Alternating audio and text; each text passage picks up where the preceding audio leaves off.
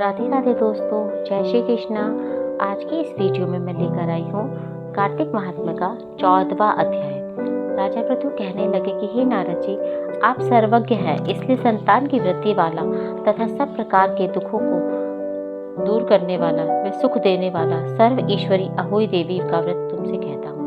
राजा ने पूछा, महाराज, यह व्रत कब और कैसे किया जाता है तथा यह अहोई देवी कैसे उत्पन्न हुई? तब नारद जी कहने लगे कि यह एक समय कलयुग में बड़ा भारी दुर्भिक्ष पड़ा तथा महामारी से बहुत सी अकाल मृत्यु हुई।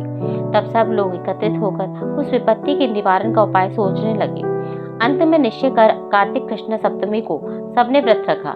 व्रत करते समय सायंकाल चामुंडा देवी हाथ में मुंड लिए प्रकट हुई और कहने लगी कि हमें रुद्र सहित विहार करने के लिए यहाँ पर आए हैं, परंतु सारे संसार में पाप छाया हुआ है। ब्राह्मण, वेदहीन, क्षत्रिय, असमर्थ तथा वैश्य और शूद्र धर्म रहित हो गए।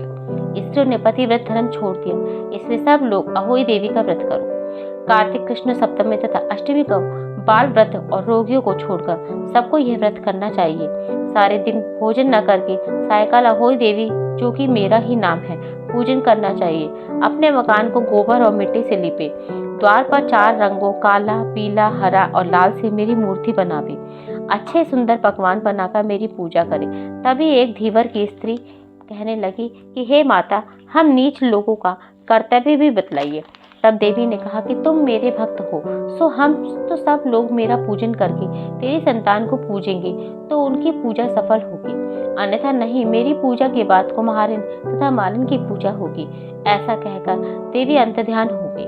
नारद जी कहने लगे कि हे राजन, इस प्रकार देवी के कथानुसार सबने व्रत और पूजन किया, सबके संकट दूर हो गए और सारा संसार सुखी हो गया।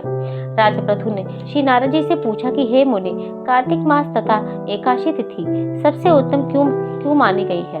तब नारद जी कहने लगे कि हे राजन, जो प्रश्न तुमने आज मुझसे पूछा है वही प्रश्न एक समय श्री सत्यभामा ने किया था, और जो कुछ उत्तर श्री कृष्ण जी ने सत्यभामा को दिया वही मैं तुमसे कहता हूँ। एक समय श्री सत्यभामा जी ने श्री कृष्ण जी से पूछा कि भगवान, सब मास और तिथियां बराबर हैं, तब उनमें से कार्तिक मास में एकादशी तिथि सबसे उत्तम क्यों मानी गई है?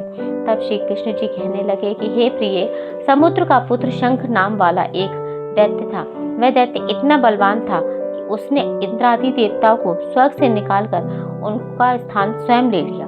सब लोग उनके डर के मारे अपने बाल बच्चों सहित पर्वतों की कंदराओं में चले गए। तब उस दैत्य ने सोचा कि मैंने देवताओं का स्थान तो ले लिया, लेकिन वे जीते नहीं गए हैं, सो ऐसा प्रतीत होता है कि देवता वेद मंत्रों से ही बलवान है, इसलिए मंत्रों वेदों को हर ले जाऊं। तब उसने ऐसा विचार तो वे डर के मारे समुद्र में चले गए।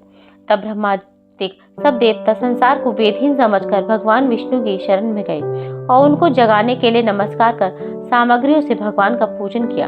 तब भगवान का पूजन किया तब भगवान प्रसन्न होकर देवताओं से कहने लगे कि देवताओं, हम तुमसे अति प्रसन्न हैं, अतः शंख आदि दैत्यों को मारकर चारों वेदों को ले आएंगे, परंतु आज से वेद बीज मंत्र सहित कार्तिक मास में जल में रहेंगे। अतः कार्तिक मास में जो कोई जल में स्नान करेगा उसको यज्ञ के अंत के समान फल मिलेगा और उसकी समस्त विघ्न दूर हो जाएगी।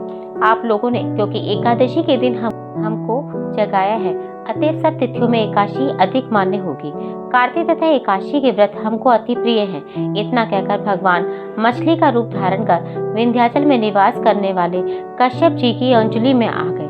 कश्यप जी ने उनको कमंडल में डाल दिया, तब कमंडल भर गया तो मत्स्य रूप होकर भगवान कहने लगे कि हमको कोई बड़ा स्थान दो।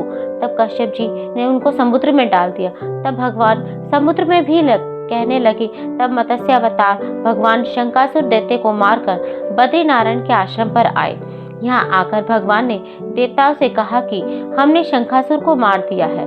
साथ ही ऋषियों से कहा कि आप लोग जाकर समुद्र में से वेदों को ढूंढ लो, तब तक हम देवताओं सहित प्रयाग में निवास करेंगे। तब ऋषियों ने वेदों को 6 अंगों छंद, व्याकरण, कोश, वैदक, ज्योतिष, स्मृति सही तपोबल द्वारा समुद्र में से ढूंढ निकाला। जिस वेद का जो भाग जिस ऋषि को मिला, तब से वह भाग उसी ऋषि के नाम से माना गया। फिर सब ऋषि इकट्ठे होकर देवताओं के पास आए। तत्पश्चात ब्रह्मादिक देवताओं ने यहाँ पर अश्वमेध यज्ञ किया। तब प्रयागराज तीर्थराज कहा जाने लगा। यहाँ पर स्नान, दान, यज्ञ आदि करने से अनेक जन्मों के पाप नष्ट होते हैं। तो दोस्तों, ये था कार्तिक महात्म्य का 14वां अध्याय। मेरी वीडियोस को देखते रहिए। राधे राधे, जय श्री कृष्णा।